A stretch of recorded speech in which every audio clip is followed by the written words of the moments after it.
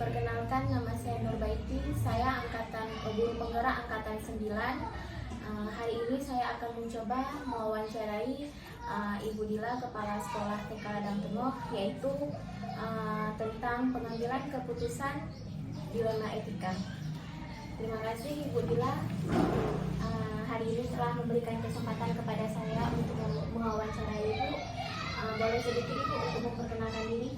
Baik, perkenalkan saya Rega Isma Fadila. Saya selaku Kepala Sekolah TK Negeri Ladang Tenoh yang bertempat di Desa Ladang Tenoh, Pasiraja. Ya. Terima kasih Bu Dila. Mungkin ini ada sedikit pertanyaan-pertanyaan yang ingin saya wawancarai Ibu. Semoga nanti kita bisa mengambil kesimpulannya dan hikmahnya ya Ibu ya. Baik Bu, saya akan mencoba dari pertanyaan pertama, yaitu selama ini bagaimana Anda dapat mengidentifikasi kasus-kasus yang merupakan dilema etika dan rujukan moral? Sejujurnya sejauh ini saya belum melakukan identifikasi secara khusus. Namun saya akan mempelajari kasus-kasus tersebut dan menyimpulkan terlebih dahulu. Kemudian kesimpulan itu akan menjadi bahan pertimbangan untuk dilakukannya tindak lanjut untuk hal tersebut. Ya, jadi selama ini itu bagaimana Anda menjalankan pengambilan keputusan di sekolah Anda, terutama pada kasus-kasus di mana ada dua kepentingan yang sama-sama benar dan sama-sama mengandung nilai kebajikan di dalamnya? Tentu saja dengan cara musyawarah yang pertama. Kita akan melakukan musyawarah dengan guru-guru dan pihak-pihak terkait. Setelah itu kita akan mempertimbangkan mana kasus-kasus atau permasalahan yang menjadi prioritas, mana yang lebih urgent seperti itu, sehingga nanti ketika pengambilan keputusan itu bisa lebih tepat. Iya, berarti Ibu mengambil keputusan itu dengan wawancarai ya Ibu ya, wawancara sama-sama guru ya. Misalnya orang-orang yang terkait gitu ya Bu ya. Berarti Ibu tidak mengambil keputusan sendiri gitu ya Bu ya. Baik Ibu, saya akan lanjut di pertanyaan selanjutnya. Langkah-langkah atau prosedur seperti apa yang biasa Anda lakukan selama ini? Itu tadi pertama prosedurnya musyawarah. Kita bermusyawarah dulu dengan guru-guru atau pihak-pihak terkait. Kemudian setelah melakukan musyawarah kan kita bisa mempertimbangkan kira-kira mana hal-hal yang perlu diambil keputusan secara cepat atau lama gitu kan. Terus yang paling penting melihat mana yang menjadi prioritas. Kita melihat skala prioritas ya. Berarti namun apapun itu kembali keputusannya kepada Ibu ya kan, walaupun setelah musyawarah namun Ibu tetap mengambil keputusannya ya. Baik Bu, kira-kira Bu, hal-hal apa saja Bu yang selama ini Anda anggap efektif dalam pengambilan keputusan pada kasus-kasus dilema etika? Yang paling efektif itu kembali lagi tadi kita musyawarah. Musyawarah itu salah satu langkah yang paling efektif menurut saya. Karena kan kita dari musyawarah itu bisa mengambil informasi kan, informasi dan hal-hal yang relevan tentang kasus tersebut. Karena kan kita musyawarah dengan guru-guru yang memang juga berkecimpung di lingkungan sekolah misalnya seperti itu. Iya. Baik Bu.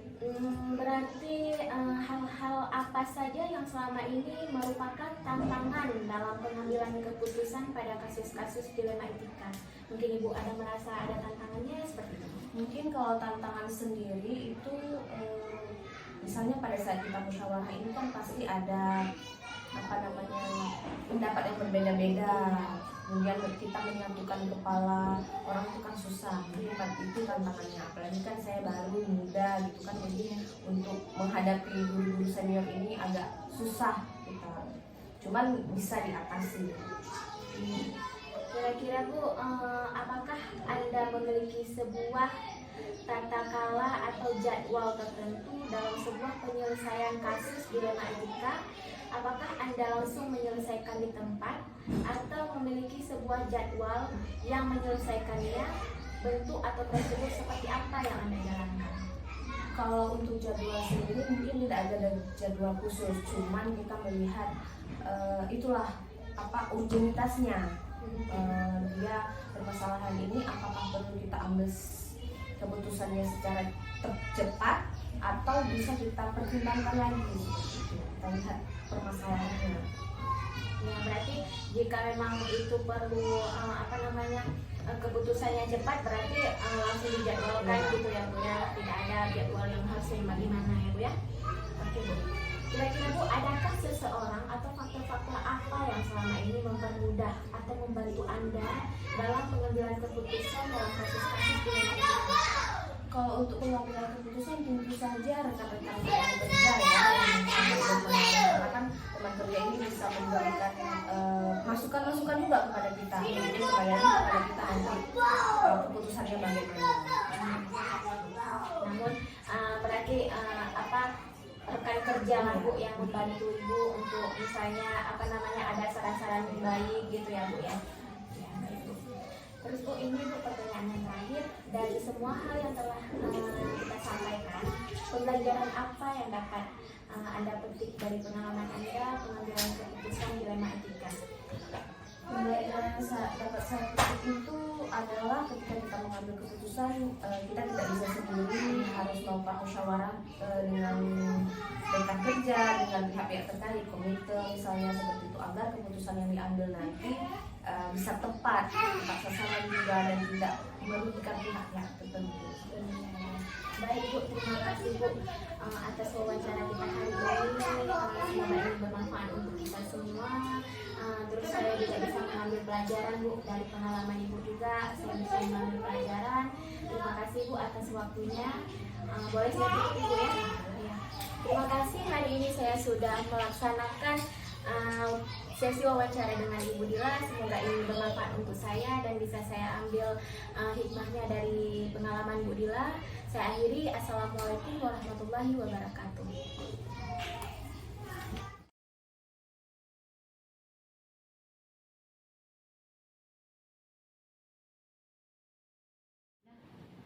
Assalamualaikum warahmatullahi wabarakatuh. Waalaikumsalam warahmatullahi wabarakatuh. Ya, nama saya Nurbaiti, saya calon guru penggerak angkatan 9. Alhamdulillah hari ini saya diberi kesempatan untuk mewawancarai Ibu Nur Hafni. Semoga nanti apa yang beliau ceritakan bisa jadi pengalaman buat diri saya sendiri. Sekarang sebelum kita langsung ke wawancara, kita perkenalan diri dulu. Boleh Bu Nini langsung perkenalan diri? Baik, Assalamualaikum warahmatullahi wabarakatuh. Waalaikumsalam warahmatullahi wabarakatuh. Nama saya Nur Hafni SPD AUD. Saat ini saya bertugas sebagai Kepala TK Negeri 4. Itu saja mungkin Bu. Iya, baik Bu, terima kasih Bu. Terima kasih Bu hari ini sudah memberikan saya kesempatan untuk mewawancarai Ibu. Mungkin ada sedikit sharing-sharing Ibu, nanti bisa jadi pengalaman untuk saya. Sebelumnya saya mau menanyakan dulu Bu, apa kabar Ibu hari ini? Alhamdulillah baik, sehat. Iya, tadi bagaimana Bu di sekolah? Karena mungkin hari ini selama udah libur 3 hari ya berturut-turut. Iya Bu. Anak pada hari ini mungkin masih malas-malasan, agak ada yang terlambat, yang biasanya kan sudah full nih anak-anak dan biasa sekolah jam 7.15, setengah 8 apalagi telat berada di sekolah.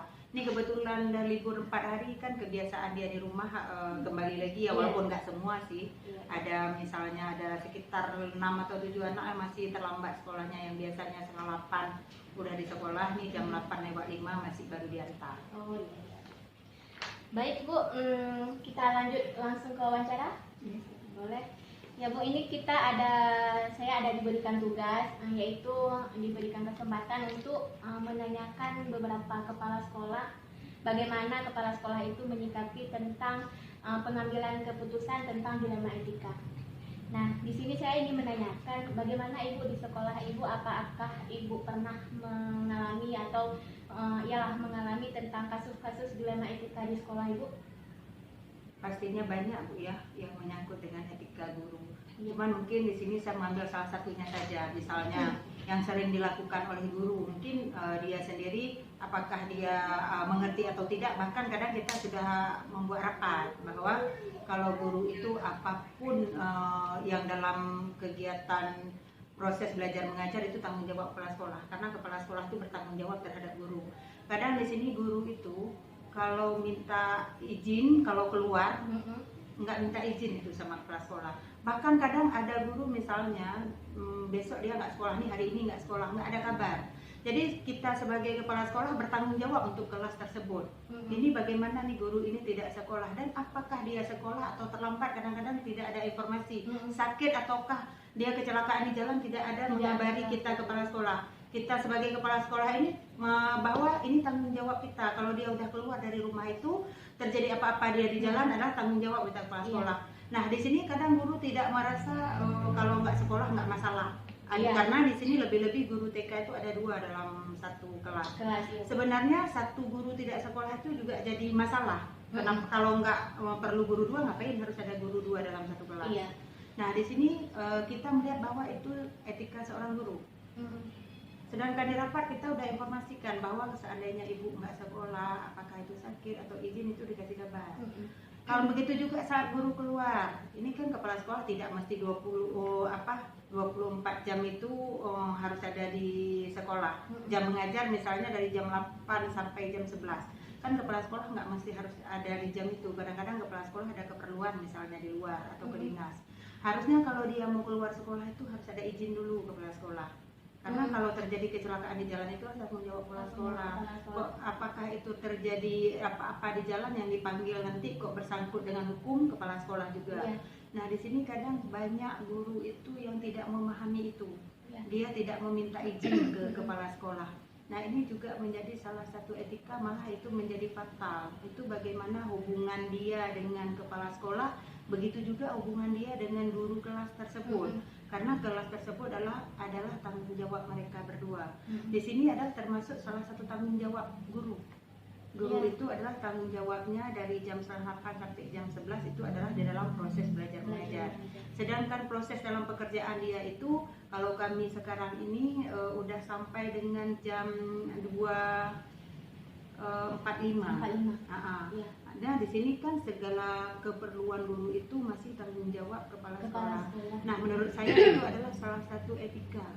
Salah satu etika yang harus dijaga oleh guru. Itu adalah untuk menjaga hubungan baik antara guru dan kepala sekolah, atau antara bawahan dan atasan. Karena itu sudah tercatat. Kalau saya di sekolah saya itu di awal tahun ajaran baru itu kita sudah rapat, sudah kita catat apa keputusan rapat, termasuk itu tadi salah satunya.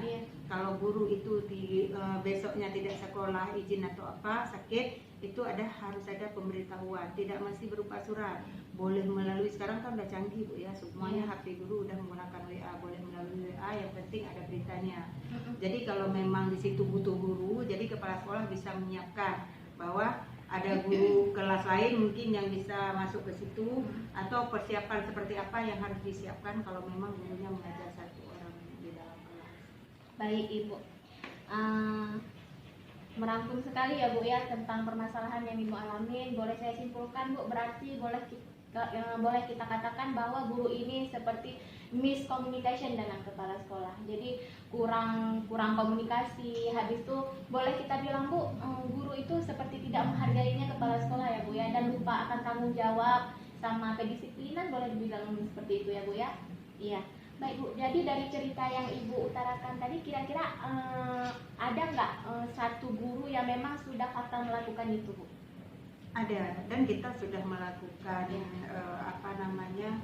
menindaklanjuti ya dari permasalahan tersebut. Karena kalau di saya, setelah saya lakukan rapat itu berarti sudah informasi yang secara tertulis, berarti mereka sudah menerima karena sudah tanda tangan dengan hasil keputusan rapat, berarti mereka menerima. Jadi kalau 2 kali melakukan hal yang sama, itu akan kita panggil guru tersebut. Boleh Bu. Iya, jadi Bu kan udah punya ini nih Bu, misalnya udah ada kasusnya, terus udah ada penyelesaiannya gitu Bu ya. Boleh saya tahu Bu, seperti apa langkah-langkah prosedur yang Ibu lakukan pada guru tersebut? Yang pertama sekali saya memanggil guru tersebut, setelah itu saya bawa buku, karena kami di saat pagi hari itu ada namanya buku buku piket guru. Jadi bukan hanya piket saja di situ. Semua guru di situ jam guru sampai di sekolah. Di bawah itu ada tanda tangan saya kepala sekolah. Jadi Iya. saya setiap hari menandatangani buku tersebut. Jadi saya melihat guru ini yang telat siapa. Iya. Setelah saya lihat dia ada 2 kali, saya memberitahukan guru tersebut. Iya. Jadi begitu jam masuk kelas, saya panggil secara pribadi, Iya. tidak menegur secara kebersamaan. Iya. Jadi saya tegur secara pribadi, saya menanyakan ada masalah apa, kenapa terlambat, masalahnya di mana. Jadi kita sebagai kepala sekolah ini harus ada pendekatan yang harus kita lakukan terhadap guru. Iya. Mungkin saja guru tersebut itu punya permasalahan pribadi yang mungkin tidak bisa dia ceritakan. Mungkin dengan saya melakukan pendekatan dengan bantuan ya otomatisnya, karena mungkin di situ dengan kita memanggil dia satu orang, mungkin dia akan terbuka dengan masalah dia. Karena sesuai dengan permasalahan kita baru bisa mengambil kesimpulan. Setelah saya mendengar permasalahannya, baru saya bisa mengambil kesimpulan apa kebijakan yang bisa saya ambil untuk guru tersebut. Iya, baik. Terima kasih sekali Ibu ya.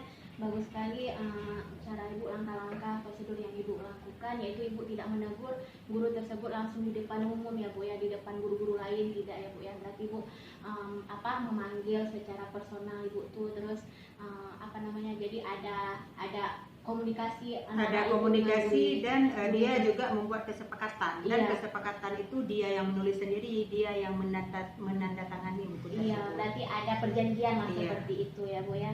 Baik Bu, jadi dari keputusan yang Ibu ambil itu, dari kebijakan yang Ibu ambil itu, apa kira-kira tantangan Ibu ketika Ibu mengambil keputusan Ibu? Mungkin kalau tantangan pasti ada ya, cuman di tantangan ini saya melihat permasalahan tersebut. Iya. Mungkin masalah ini memang sangat yang harus saya memberikan izin ke guru tersebut. Misalnya di sini kan kalau guru TK itu kebanyakan perempuan. Yang Iya. pertama sekali tanggung jawab perempuan itu sebagai istri, dan apabila orang tuanya. Iya. Mungkin kalau orang tua dia mengurus orang tua misalnya, Iya. mungkin dia sering enggak ke sekolah itu, Iya. enggak memberi izin itu karena dia enggak enak hati gitu, selalu izin. Iya. Tapi saya kan nggak tahu permasalahannya. Misalnya dia punya suami yang memang perlu diurus, sakitnya sudah yang nggak bisa bangun Iya. gitu, tetapi udah sakit menahun seperti itu. Tapi kalau kita lihat mungkin kan pasti kita ada kunjungan ke rumah guru kita tersebut. Kalau kita lihat mungkin suaminya pas kita datang biasa aja, tapi kan ada hal-hal yang memang harus dia urus dalam satu hari. Mungkin guru tersebut malu menyampaikan atau apa. Nah, setelah saya melakukan pendekatan tadi, baru saya bisa mengambil kesimpulan. Di situ mungkin tantangan antara kemanusiaan kita ini, saya dan dia sama-sama guru dan sama-sama perempuan. Mungkin tantangannya lebih ke situ. Di dalam saya mengambil kesimpulan, saya harus berpikir seandainya posisi itu ada di saya, Iya. apa yang harus saya lakukan. Dan di saat saya mengambil kesimpulan, saya juga harus memikirkan kawan-kawannya. Dengan saya ambil keputusan ini, bagaimana dengan guru yang lain? Mungkin tantangannya lebih ke situ. Ya, mungkin itu Ibu sudah menemukan jawabannya sendiri Bu, bahwa sebenarnya dilema itu bukan dari permasalahan yang Ibu ambil itu, yang maksudnya permasalahan yang terjadi di sekolah Ibu, tapi dilema etika itu ketika Ibu bagaimana memilah tentang permasalahan yang sedang terjadi ini, namun keputusan kita itu tidak merugikan orang lain Ibu. Nah, disitulah terjadinya dilema kita Ibu, dilema kita sebagai seorang pemimpin. Tapi Ibu sudah menemukan jawabannya, bahwa itu mungkin memang merupakan tantangan, namun ada hal-hal yang memang harus kita, misalnya kita ada kunjungan, ada komunikasi tadi ya Bu ya, bahwa selama ini apa sih yang terjadi sama guru tersebut ya Bu ya. Baik Bu, kira-kira Bu, dari hasil keputusan Ibu itu ada nggak faktor-faktor yang mempermudah Ibu atau membantu Ibu dalam pengambilan keputusan Ibu ini? Sangat banyak, karena dengan saya sudah mengambil keputusan, dia yang membuat perjanjian, dia yang menandatangani, otomatis dia nggak akan lagi melakukan hal-hal seperti itu. Minimal walaupun dia harus yang nggak sekolah izin, dia sudah memberitahukan. Karena dengan dia tadi membuat perjanjian bahwa dia misalnya perjanjiannya tidak mengulang lagi, dia sudah tanda tangan. Jadi dengan membuat seperti itu, alhamdulillah guru yang bermasalah intinya yang sudah terpanggil tidak lagi melakukan seperti itu. Kalau masalah pasti ada, mungkin nanti beda masalah lagi. Beda masalah. Tapi kalau masalah ini alhamdulillah sudah tidak ada masalah setelah saya mengambil keputusan 2 guru dari antara 9 guru saya tadi. Setelah saya ambil keputusan seperti itu, yang 2 guru ini tidak pernah lagi, walaupun mungkin kemarin ya habis minyak Honda alasannya, mengurus suami. Alhamdulillah setelah mengambil keputusan, setelah dia mengisi di buku permasalahan, setelah dia tanda tangan, alhamdulillah tidak sampai sementara ya sampai saat ini belum ada masalah lagi. Alhamdulillah Bu, maksudnya kayak gini ya, ketika keputusan yang dia ambil itu dia tanggung jawab ya Bu ya, maksudnya kita pun ingin melihat perubahan dari Ibu itu bagaimana gitu dari hasil keputusan yang Ibu ambil itu. Karena keputusan itu bukan dari saya menanyakan ke guru itu kembali. Ini Ibu dengan seperti ini, kalau masalahnya seperti ini, kalau memang itu suami ya nggak masalah Bu. Karena tanggung jawab kita sebagai istri memang harus seperti itu. Tetapi kalau udah lebih dari 2 hari, kalau memang suami dirawat harus ada surat. Kalau lebih 3 hari kita sarankan untuk mengambil cuti. Tapi kalau alasannya yang di luar itu tetap ada dia sendiri yang apa yang Ibu lakukan sekarang. Jadi maunya Ibu itu seperti apa? Ini jam ini sudah kita lihat, kasih lihat ke Ibu tersebut bahwa Ibu telat hari ini dengan alasannya ini dengan alasan ini, apa yang Ibu ambil sekarang tindakan.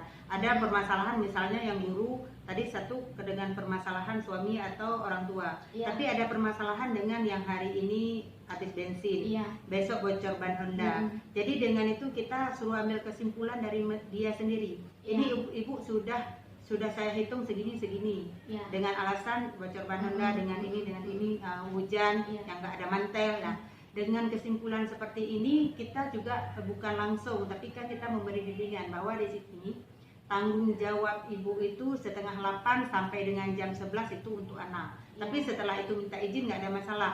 Kalau Ibu bisa ambil gaji setiap tanggal 1, karena itu adalah juga sebuah dosa. Makanya kepala sekolah itu lebih dekat ke agamanya. Karena kalau kita mengambil kesimpulan dengan cara dengan cara akademik, itu tidak akan mempengaruhi jiwa dari guru tersebut. Jadi keputusan yang diambil oleh kepala sekolah itu juga harus ada pendekatan agama. Makanya sedikit tidaknya kepala sekolah itu harus banyak pendekatan cara keagamaan, karena otomatis kan lebih-lebih kita di Aceh agamanya udah semuanya Islam. Jadi kita harus memberikan bimbingan bahwa itu salah satu kewajiban yang harus dilakukan oleh guru. Apabila setengah jam dia melakukan itu tadi tidak ada izin, setengah jam dia mengambil uang itu haram. Sedangkan kita dibayar itu untuk 1 bulan, 1 bulan gaji kita dibayar dari jam 7:30 sampai dengan jam 11. Kalau memang kita sakit, informasikan bahwa kepala sekolah itu bukan berarti orang yang harus ditakutkan. Orang guna kepala sekolah itu untuk membimbing, membina. Jadi kalau ada masalah itu disampaikan ke kepala sekolah, bahwa biar kepala sekolah itu yang tahu apa kesimpulan yang harus diambil untuk kelas tersebut. Kalau memang permasalahannya itu seperti itu. Nah, makanya di sini kepala sekolah ini yang harus banyak pendekatan yang dilakukan, karena beda orang beda cara. Nah, jadi kita harus lihat dulu personal pribadi dari guru tersebut. Baik Bu, jadi Bu kan dari cerita Ibu ini bisa kita simpulkan bahwa dari permasalahan ini Bu ya, dari permasalahan Ibu ini yang sering terlambat dengan alasan-alasan yang banyak lah pokoknya ya Bu ya, kita nggak tahu di luar itu bagaimana. Namun keputusan yang Ibu ambil berarti kembali lagi ke personal beliau ya Bu ya, sejauh mana mampu Ibu tuh merubah diri Ibu tuh sendiri gitu ya Bu ya. Berarti boleh saya simpulkan Bu, berarti bukan Ibu yang mengambil keputusan. Yang mengambil keputusan dia sendiri. Apa yang mau Ibu lakukan Ibu tulis di situ. Ini Ibu udah segini yang Ibu nggak datang. Ini bagaimana Bu kelanjutannya? Kalau memang aturan sekolah yang udah saya buat seperti ini. Kalau memang Ibu mau jadi guru, yang pertama sekali guru itu kan yang pertama sehat jasmani dan rohani. Kalau memang kita terlalu banyak sakit sampai berbulan-bulan, berarti kan harus kita usul surat cuti. Jadi maka itu kembali lagi ke guru tersebut. Kalau enggak, kebetulan saya tadi TK negeri, kita juga semua pegawai negeri. Jadi kalau memang tidak mampu untuk mengajar, kita bisa membuat surat usulan untuk kita kembalikan ke dinas. Jadi mereka di mana nyaman. Kan kita bekerja itu yang pertama nyaman. Bukan masalah uangnya, mungkin uang masih bisa dicari, tapi kalau kita harus berpindah ke sekolah yang lain kan kita harus lagi ke lingkungan, penyesuaian dengan kawan, penyesuaian dengan lingkungan. Nah, karena tadi dia merasa nyaman Iya. di sekolah kita, jadi dia akan membuat bahwa tidak akan di situ misalnya terus saya ini bagi yang tadi terlambat Iya. dengan banyak alasan, Mhm. saya tidak akan mengulang lagi. Iya. Saya berjanji tidak akan mengulang lagi, dia tanda tangan karena Iya. keputusan dia yang ambil, Iya. bukan dari pihak kita. Iya. Kita hanya memanggil, jadi Iya. Membina ya, membina, Bu. bukan berarti Mhm. kepala sekolah keputusan ada di kepala sekolah. Jadi Iya. gimana nyamannya guru, kalau dia nyaman di TK Negeri 4, Iya. ya silahkan aturannya seperti ini. Iya. Karena saat ini saya kepala sekolah, aturan saya bawanya seperti ini. Mhm. Kan beda pemimpin, beda cara dalam membina sebuah sekolah. Makanya kalau dia memang nyaman, dia akan kembali dengan peraturan itu. Iya, Bu. Iya. Terima kasih Ibu atas hasil cerita dari Ibu. Jadi Bu, misalnya nih Bu, hasil keputusan Ibu pada kasus ini Bu, misalnya nih kita inilah Bu, viralkan atau kita berikanlah kita inilah viralkan di sosial media misalnya, bahwa di sini ada juga pembelajaran yang harus kita ambil gitu, misalnya untuk menjadi contoh untuk sekolah-sekolah lain gitu dari keputusan Ibu. Kira-kira menurut Ibu berkeberatan tidak? Enggak. Enggak, Karena keberatan ini ya? memang kasus yang nyata yang Iya. sudah kita lakukan. Iya, baik Bu. Kadang ada juga orang yang nggak mau Bu, karena kan ngapain gitu kan, maksudnya diviralkan kan itu sekolah, maksudnya itu kan peraturan sekolah saya nggak nyaman, ada juga Bu seperti itu, tapi Ibu tidak masalah ya. Enggak. Alhamdulillah Bu. Baik Bu, terima kasih sekali atas cerita Ibu hari ini tentang wawancara kita hari ini juga. Kira-kira Bu, apa yang telah Ibu sampaikan itu apa kira-kira pembelajaran yang bisa Ibu petik juga, terus bisa juga pembelajaran untuk saya Bu? Ya menurut saya ya kembali lagi bahwa tadi kalau etika dan karakter guru itu sangat penting. Karena apalagi di dalam kita mendidik anak TK itu yang harus ada dulu dari guru TK itu etika dan karakter. Gimana dia mau membina anak-anaknya, gimana dia mengajarkan anak-anaknya kalau dia sendiri tidak seperti itu. Karena guru itu adalah role model untuk anak. Jadi sebelum dia mengajarkan anak etika karakter, guru itu sendiri yang harus beretika. Makanya tadi saya ambil salah satu disiplin, karena yang kita tanamkan etika di anak TK itulah etika disiplin. Jadi kalau guru dan kepala sekolahnya nggak disiplin, jadi apanya yang akan diambil oleh anak muridnya, anak didik kita? Bagaimana masyarakat akan percaya ke sekolah kita kalau guru dan kepala sekolah sendiri tidak disiplin? Makanya di sini kita perlu bahwa masyarakat luas itu tahu di TK itu tidak hanya bahwa pembelajaran itu hanya bernyanyi saja, tapi penanaman etika dan karakter yang lebih ditekankan. Makanya di sini bagi guru-guru TK khususnya, guru dulu yang harus etika dan karakternya yang lebih penting untuk menjadi contoh untuk anak-anak didik kita ya. Ya luar biasa sekali Bu hasil cerita Ibu hari ini. Semoga ini juga menjadi pembelajaran untuk saya yang baru belajar ini. Semoga kedepannya mudah-mudahan masalah ini sudah terselesaikan ya Bu ya. Baik Bu, boleh kita akhiri Bu? Ya, terima kasih pada hari ini sudah selesai kita berwawancara dengan Ibu Nur Hafni. Semoga ini menjadi pembelajaran untuk saya. Boleh saya akhiri. Assalamualaikum warahmatullahi wabarakatuh. Waalaikumsalam.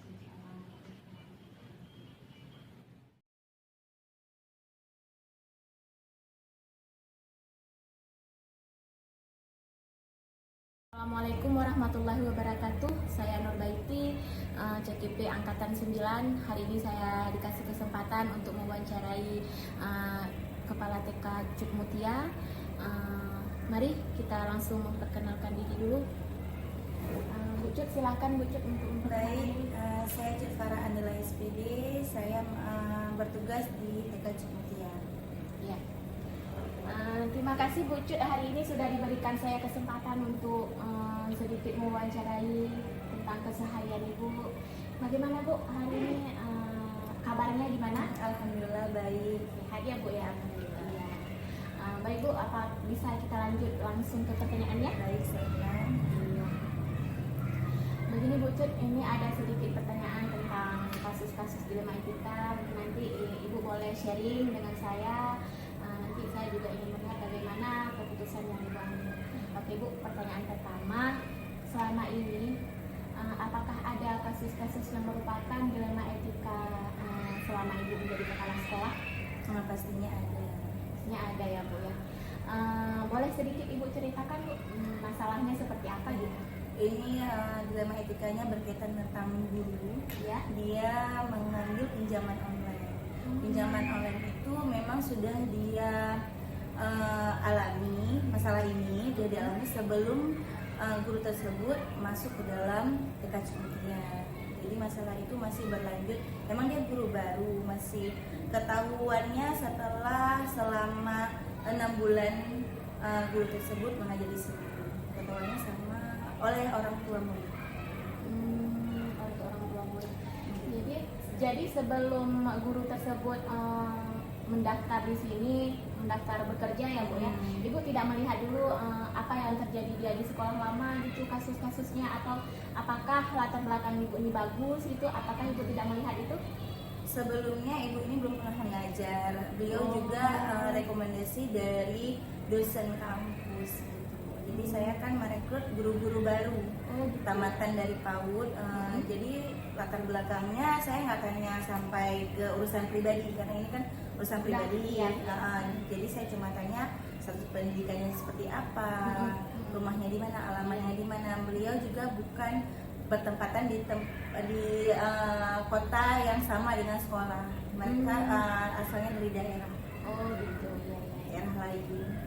Jadi tahunya itu Bu setelah Ibu itu mengajar di sini, itu ketahuannya Bu berapa bulan Bu?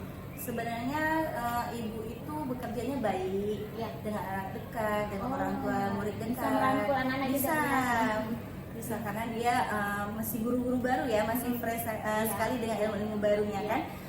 Tetapi seiring berjalannya waktu, rupanya dapat laporan dari wali murid bahwa wali murid ada dikirim berupa SMS gitu dengan mengatasnamakan dari pinjaman online, aplikasi pinjaman online, berisi dengan foto KTP ibu tersebut dan meminta wali murid untuk segera menyampaikan pesan ini untuk guru tersebut bahwa agar dilunaskan hutangnya. Jadi karena wali murid ini pertama dia tidak mengenal sekali guru tersebut, mereka belum bisa langsung ke orangnya, takut tersinggung gitu kan.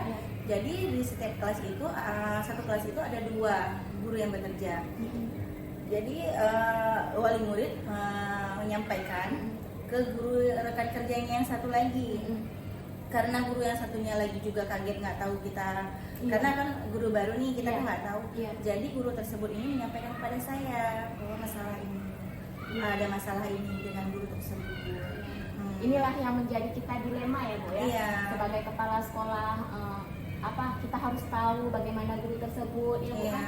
Akhirnya Ibu menemukan pula kasus yang yang pinjaman online ya Bu ya. Ini mungkin tentang personal dia ya Bu ya. Ini sudah terlalu privasi sekali sebenarnya ya Bu ya. Tapi karena terjadinya di lingkungan sekolah, jadi kan kita harus menjaga nama baik sekolah. Betul sekali Bu ya. Jadi Bu, kira-kira Bu, dari kasus yang Ibu alami ini, bagaimana Bu cara Ibu mengambilkan sebuah keputusan terhadap sekolah ini Bu? Apa keputusan? Maksudnya bagaimana cara Ibu mengambilkan keputusan Bu terhadap guru tersebut Bu? Jadi kan masalahnya yang sebelumnya cuman laporan dari wali murid. Saya tidak langsung dari wali murid ngomong ke saya, tapi guru yang menyampaikan, guru rekan kerjanya itu yang menyampaikan kepada saya dengan screenshot yang dikirimkan oleh aplikasi itu ada buktinya. Kemudian saya kumpulkan buktinya, saya identifikasi masalah, saya tanya ke guru yang bersangkutan. Saya panggil guru yang bersangkutan itu, saya tanyakan apakah ini benar. Jadi seperti apa, kenapa bisa sampai ke orang tua murid, kenapa juga sampai mengambil pinjaman online. Sudah ceritakan bahwa ini sebelum dia mengajar di sini, dia ada kebutuhan sehari-hari yang dia harus dia menafkahi dirinya sendiri karena orang tua di kampung juga tidak mampu. Jadi dia harus bekerja sendiri. Dia sudah bercerita dia sebelum bekerja di TK Cimutia ini, dia pernah bekerja di laundry sebelum itu sambil kuliah, sambil mencari pekerjaan yang lain lagi. berarti ibu sudah memanggil guru tersebut, sudah cari tahu tentang, dan dia sudah mengklarifikasi ya Bu ya. Iya. Ya, baik Bu. Kita lanjut ke pertanyaan selanjutnya. Kira-kira Bu, langkah-langkah atau prosedur seperti apa yang biasa Anda lakukan selama ini Bu? Kan seperti tadi, kalau masalahnya tentang guru, saya identifikasi dulu masalahnya, kumpulkan bukti, saya panggil orangnya, mencari kebenaran cerita, kebenaran cerita. Kemudian kalau masalah guru itu saya juga mengkomunikasikan kepada penasihat TK. Penasihat TK nanti kalau misalnya kami bisa mengkompromi masalah-masalahnya kecil, kami hanya berdua aja mengkomunikasikan. Karena kalau masalah guru hanya dengan di atas saya lagi, penasehat, pengawas, apalagi menyangkut dengan nama baik sekolah, yayasan juga harus tahu karena penerimaan guru baru juga melalui yayasan. Iya. Melalui yayasan, baru ke penasehat, kemudian baru ke saya, baru penempatan. Karena bukan saya yang menerima guru langsung. Iya. Berarti Bu gini ya Bu ya, kalau misalnya masalahnya ringan. Berarti itu antara ibu dengan guru tersebut aja yang menyelesaikan ya Bu ya. Kalau masalahnya sudah berat, apalagi ini udah menyangkut sekolah ya Bu ya. Udah menyangkut sekolah, berarti ada pihak-pihak tertentu yang memang harus kita libatkan Bu. Apalagi ini nama baik sekolah ya Bu kan. Ya, baik sekali Bu keputusan Ibu. Kira-kira Bu, hal-hal apa saja Bu yang selama ini merupakan tantangan dalam pengambilan keputusan Ibu pada kasus-kasus di rumah etika? Ada tantangannya nggak Bu? Banyak tantangannya, mungkin ada masukan dari guru-guru. Memang bagus kita mengambil kesimpulan yang terbaik, yang sama-sama enak gitu, sama-sama ada kebaikan di dalamnya, tidak ada maksudnya jangan merugikan satu pihak gitu. Jadi kan harus kita tanyakan dulu. Jadi saya beri kesempatan kepada guru tersebut. Pertama saya beri kesempatan dulu, bagaimana cara ibu menyelesaikannya. Iya. Ibu beri dulu kesempatan. Iya, saya beri kesempatan. Jadi ibu guru tersebut dia langsung bilang karena dia mungkin malu ya Bu, karena sudah langsung ke orang tua murid. Mungkin dia malu. Saya bilang tidak apa-apa. Jadi selesaikan terus masalahnya. Tidak apa-apa kalau nanti ibu mau pindah kelas, kita berarti pindah kelas ke kelas yang lain. Gitu. Jangan lagi bertemu dengan wali murid, mungkin dia malu, tetapi rupanya dia tidak bukan saja malu ke wali murid, tapi malu kepada rekan-rekan guru di sekolah. Juga gitu. Jadi dia mengundurkan diri. Dia meminta mengunduran diri. Memang kalau kami keputusan dari yayasan juga memberi waktu juga kepada guru tersebut untuk menyelesaikan masalah. Gitu. Terus saya juga sudah menyampaikan ke guru tersebut bahwa kita menunggu ibu menyelesaikan masalah. Untuk kedepannya kita akan berdiskusi kembali bagaimana jalan terbaik, atau ibu masih mau mengajar di sini dengan pindah kelas, atau ibu tersebut gimana lah caranya biar ibu tuh sedikit mungkin jangan terkena skisnya ya, karena kan ini berat ya karena ke orang tua murid, jadi kan malu. Tapi ternyata guru tersebut kayaknya dia memang mengundurkan diri sebelum 6 bulan. Sebulan saya kasih waktu menyelesaikan, tapi jawaban guru tersebut mengundurkan diri keputusannya. Berarti bukan ibu keluarkan? Bukan, kami cuma keputusan kami memberi waktu untuk menyelesaikan masalahnya, tapi beliau sendiri yang mengambil keputusan untuk mengundurkan diri. Berarti ibu tidak langsung semerta-merta karena ini sudah menyangkut tentang sekolah, terus ibu enggak langsung keluarkan berarti ya? Enggak, kita juga membantu ya. Ada rasa kasihannya gitu ya Bu ya. Kita kan juga apalagi dia anak di luar dari daerah kita gitu ya Bu ya. Oh gitu, baik Bu.